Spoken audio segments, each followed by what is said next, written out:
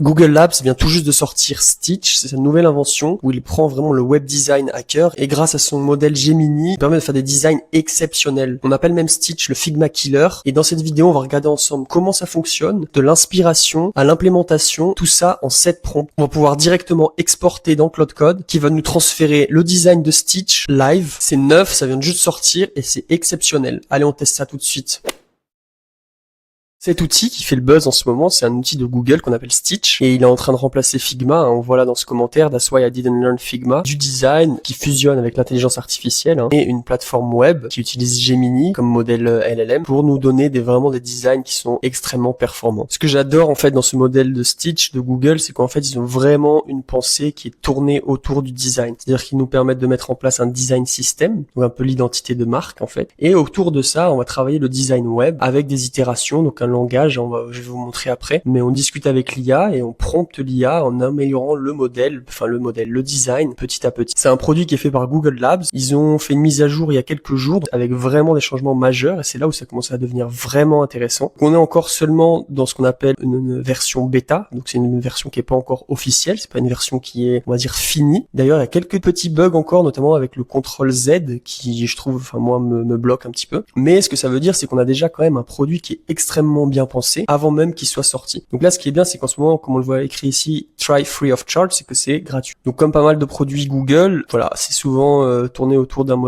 business model gratuit. J'espère que ça va le rester, on verra. Rapidement, pour ceux qui connaissent pas Figma, en fait, Figma, c'est un logiciel de design pour les designers UX que j'utilise depuis plusieurs années maintenant et qui nous permet de faire de la collaboration, qui nous permet vraiment de faire des designs, que ce soit des sites internet, mais aussi du design plus de graphistes, etc. J'ai vu récemment qu'ils commencent à avoir attaqué l'idée en fait de faire du design qui peut être aussi prompté, comme on le voit là sur cette vidéo. À voir s'ils arrivent à répondre, mais c'est vrai que depuis le lancement de la dernière mise à jour de Stitch, on a l'action Figma en fait qui a vraiment baissé. Je crois qu'elle a perdu quelque chose comme 10%, si on peut regarder, je crois que ça c'est le 18 le jour de la sortie, et donc là en quelques jours elle a perdu 13%. Donc bien évidemment c'est pas la fin, on va voir où Stitch va aller, que Figma va rattraper son retard, et il y a le côté aussi community de Figma qui permet d'aller visiter des designs, de partager des designs, etc. qui est assez intéressant, et on a aussi maintenant l'intégration de l'IA. Je me suis entraîné un petit peu avec la création d'un site internet, ou en tout cas du début d'un site internet, où j'ai voulu refaire en fait le site de Duralex, donc les verres qu'on a tous eu à la cantine. J'aime beaucoup le design. Je vais vous montrer donc le site de Duralex. Ça c'est le site actuel, qui est pas mal, qui est assez old school. L'histoire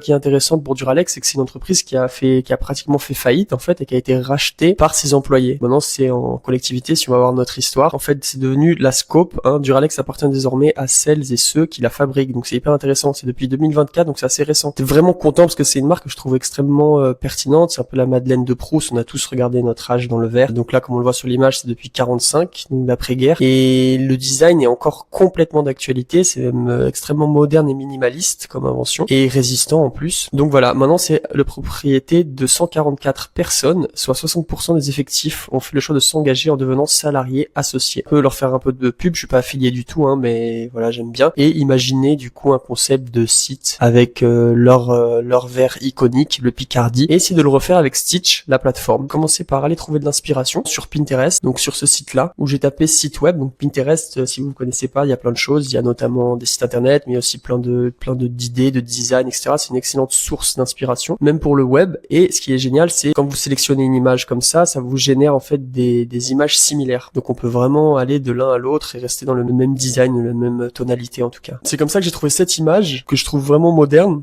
sobre, un peu à l'image de Duralex. Donc tout simplement j'ai copié-collé l'image, uploadé ici, je lui ai ajouté le logo Duralex, la photo du verre. Bon, comme on voit ici sur le site, je me suis inspiré de cette photo, mais la qualité pas exceptionnelle. Donc ce que j'ai fait, c'est que j'ai utilisé Key API, donc ici en utilisant le modèle de Nano Banana 2. Si vous voulez d'ailleurs utiliser Key API, il y a un lien dans la description, vous pouvez y aller, c'est un lien affilié, donc ça supporte la chaîne. Et j'ai pris l'image du site internet de Duralex et je lui ai demandé de me le générer en mode professionnel studio, 1K, donc là pour avoir une qualité qui est quand même pas mal mais pas trop grosse, pour avoir un fichier trop volumineux, et de me le mettre en transparent background, chose qu'il n'a pas réussi à faire, et me l'a mis en blanc, mais bon c'est pas grave, ça va très bien. Et du coup on est passé de cette image à cette image. Une fois que j'ai récolté mes ressources, donc mon logo, mon image, l'inspiration, le site, je lui ai demandé de me générer Design System ici. On peut accéder par là sur la droite, Design System. On voit qu'il y en a un, il l'a appelé Atelier Bleu, donc on peut renommer ça, etc. Mais il m'a du coup mis le code couleur, les codes couleurs primary, donc ce bleu là, secondary, tertiaire, neutral. Il m'a donné des fonte, ce qu'il allait chercher. Je lui ai donné dans le prompt aussi le site internet de Duralex en lui demandant d'aller voir et d'aller s'inspirer aussi de là pour avoir une idée du design system. Donc c'est vraiment basique, je vais pas rentrer trop dans les détails et j'ai eu ce prompt, enfin ce résultat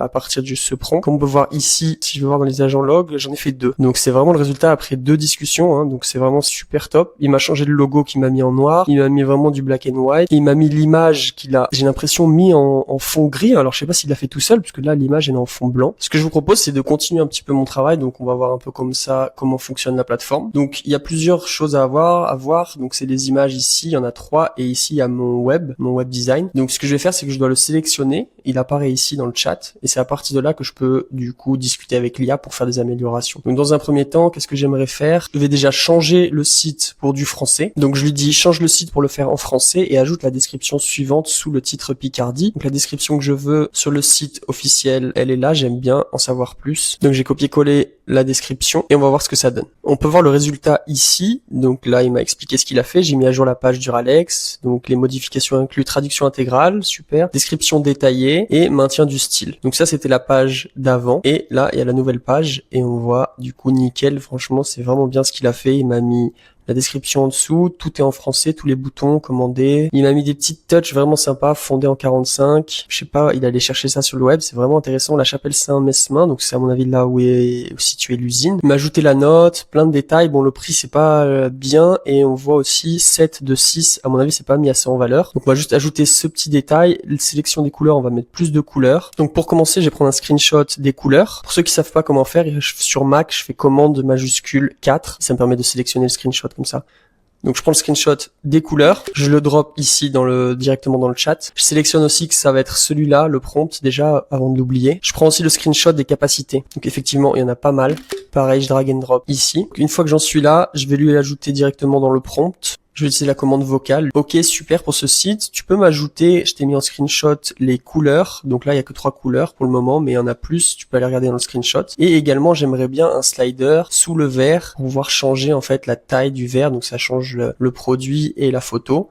Tu as aussi un autre screenshot qui te montre toutes les possibilités au niveau de la contenance. Je voudrais aussi que la sélection de la couleur soit faite sous ou sur l'image, que la partie de droite, il n'y ait que le bouton commander, que les autres sections sur la droite ne soient pas modifiables. Également, mets le 7 de 6 au-dessus du prix, plus en évidence, change aussi le prix pour 15,30 € avec euros après le prix, pas avant. Donc voilà, j'envoie ça. Et voilà le résultat. Donc c'est vraiment super minimalistique. Il a respecté vraiment tout ce que je lui ai demandé. Il m'a par contre supprimé toutes les parties. Là, le secteur de capacité, il est vraiment top. Je vais lui redemander de faire passer les couleurs à droite par contre, parce que le vert comme ça, il est moins centré, ça rend moins. Et je vais lui dire aussi de remettre les informations. Et je pense que ce sera mon dernier ajustement. Je préférais les couleurs comme c'était avant sur la droite, mais tu peux leur prendre toute une ligne. Et rajoute-moi au-dessus des couleurs les caractéristiques qu'on avait avant, donc la capacité, l'origine, la résistance, la vaisselle compatible et la note. Ajoute au-dessus ou en dessous de la chapelle Saint-Mesmin France et enlève le bouton de partage à côté du prix. Voilà, j'envoie ça. Donc on en est arrivé là, ça commence à être vraiment bien, je suis vraiment content. Français juste au lieu de France, mais je crois que c'est la diction qui a pas fonctionné. C'est l'occasion de vous montrer aussi qu'on peut changer le texte directement. Si je double-clique dessus, là, préparation, on peut changer le texte, modifier le texte. France, voilà, parfait. Donc on peut faire quelques petits ajustements comme ça, c'est du texte, ça passe bien. J'aimerais faire une dernière petite modification parce que je suis perfectionniste. Je vais lui demander de bien centrer le vert verticalement et d'agrandir légèrement le selector. Et aussi, je vais lui dire d'en enlever un et de mettre juste produit. Donc ça serait la photo du produit. Et ici, photo. En cliquant sur photo, on aurait un peu des photos type instagrammables, hein, des photos de mise en scène du produit. Et aussi d'ajouter une petite catégorie ici, largeur fois hauteur. Et du coup, il y aurait écrit la vraie largeur et la hauteur. C'est parti. Ça, c'est le résultat en off. Pour pas que ce soit trop long, la vidéo, j'ai fait encore 2 prompts. Donc, j'ai eu celui-là. La couleur était coupée. Et finalement, enfin, j'arrive à mon produit final. Donc là, je suis vraiment content. Je lui ai juste dit, en fait, de simuler comme si c'était une fenêtre pop-up ici. Donc, mettre la petite croix et les arrondis. C'est comme si on avait cliqué sur le produit et que là, on arrivait dans cette fenêtre avec plus de détails. Et aussi d'arrêter de couper ici et d'enlever le OZ, de garder juste en centilitres. Et voilà. Je suis vraiment content. C'est top. On va pouvoir l'exporter maintenant. Alors, pour faire ça, je clique dessus. Je fais exporter ici. Donc, on voit qu'on peut exporter dans Figma pour les designers. Nous, on va pas le faire, on va juste copier le code dans le presse-papier, hein, tout simplement.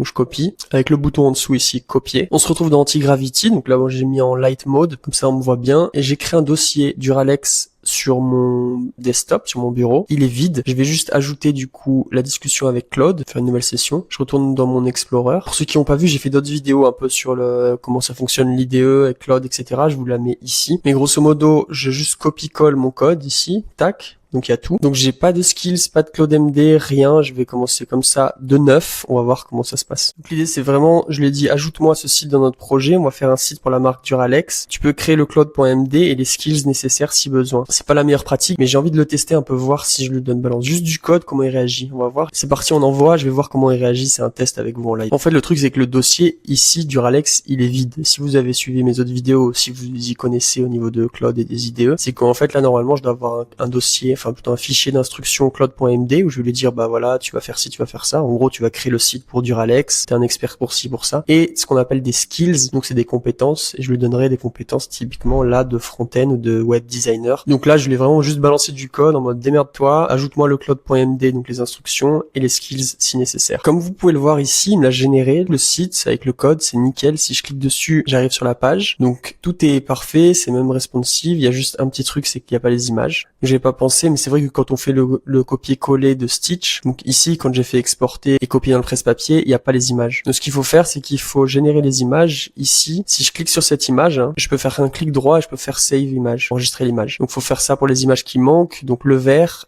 et le logo. Donc j'ai fait pour le vert, je vais vous montrer pour le logo. Save image as, donc dans le desktop. Moi je vais directement le mettre dans le projet Duralex. Hein. Ok, ici c'était le vert en unnamed, et là je vais mettre logo. Voilà, enregistré. Donc je lui ai demandé de faire une update avec les images. Donc elle n'est pas nommée. Je fais vraiment un truc brouillon pour vous montrer que même les débutants, vous savez pas coder, vous savez pas grand chose, vous vous en sortez. Hein. Vous allez avoir peut-être utilisé plus de crédit à la fin, ça va être un peu plus long le développement, mais au fur et à mesure du temps, vous arrivez à optimiser. Donc là, comme c'est un projet fictif où je vous montre, c'est vrai que je me suis pas organisé vraiment, mais pour un client, on organise bien, on fait son Claude.md, on fait ses skills, on essaie d'optimiser la chose. Et puis aussi les environnements, ils se répètent, donc normalement, on peut copier-coller les projets en réouvrant les mêmes skills. Donc c'est fait, il m'a dit de rafraîchir la page. Et voilà, tac, on a le site tout nickel. Bon, il est pas connecté, il n'y a pas d'autres pages, il faut plus de pages. Là, c'est la page index, donc c'est la page d'accueil en fait. Et il faut créer d'autres pages, mais on peut très bien maintenant simuler à partir de ça des pages qui vont bien ensemble. Hein. On a quand même vraiment une suite d'idées. Ici, le sélecteur, il bouge, hein, donc on voit bien que c'est vraiment actif déjà. Le bouton ici, il a une petite animation. Il y a juste un petit bug ici avec les couleurs, je pense, quand il y a une sélection. Donc ça peut être directement fait dans Claude Code, dans l'IDE. On peut lui demander de changer ça. Évidemment, pour faire un vrai site, il y a un peu plus de travail, mais ça vous montre vraiment maintenant la logique de fonctionnement et en quoi Stitch peut vraiment être un maître à jouer en termes de design. On peut le voir ici, on a généré 6 ou 7 designs. C'est toujours gratuit, j'ai pas eu de limite, donc c'est assez exceptionnel. On peut aussi exporter dans Figma, comme je vous le disais, donc ça c'est aussi une fonctionnalité à tester si vous avez un peu des connaissances en web design. Une fois que le site il est terminé avec plusieurs pages, les connexions entre les pages, etc., vous pouvez le mettre sur GitHub pour avoir un dossier, hein, un dossier qui est hébergé. Et ensuite vous allez sur Vercel, sur ce site, Start Deploying. Il faudra aussi sûrement mettre une base de données en fonction du site. Et si vous voulez ajouter de l'IA sur le site qui se transformerait du coup pas en site mais en une application, c'est un truc que je pourrais vous montrer dans une prochaine vidéo. Mais là on n'est plus dans du contexte de création de site internet, mais dans un contexte d'une vraie app. Une vraie app qui peut utiliser de l'IA, qui peut utiliser des systèmes de mémoire RAG, utiliser des bases de données pour les identifications. Il y a plein de choses à faire. Je vous montrerai aussi une autre manière de le faire. Mais pour créer une app entière, je pense que Stitch est un peu limité. Il faudra utiliser des outils plutôt comme Lovable ou Bolt qui vont nous générer directement toutes les pages, toutes les fonctionnalités de connexion et de base de données. On verra ça dans une prochaine vidéo. Si vous avez des questions, n'hésitez pas en commentaire. Si vous avez aimé cette vidéo, le like, ça fait super plaisir. Follow la chaîne si tu veux apprendre l'IA avec moi. À bientôt. Ciao.